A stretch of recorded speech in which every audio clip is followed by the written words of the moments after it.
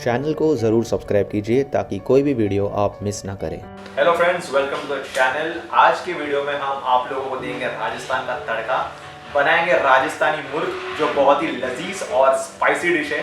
तो चलिए रेसिपी की तरफ।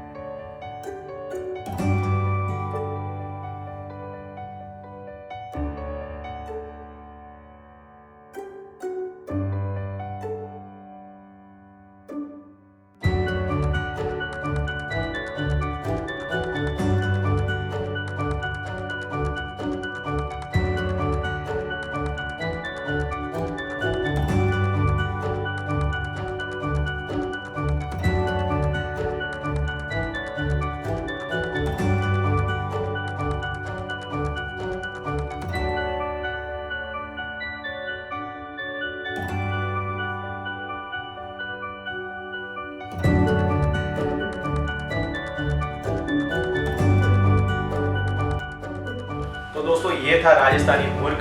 कभी भी आपको स्पाइसी या लज़ेदार खाने का मन किया तो इस रेसिपी को जरूर ट्राई करना।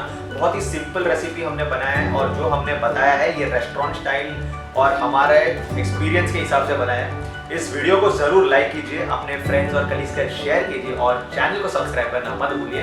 हम फिर मिलेंगे एक नए नॉन वेजिटेरियन रेसिपी के साथ। तब तक के लिए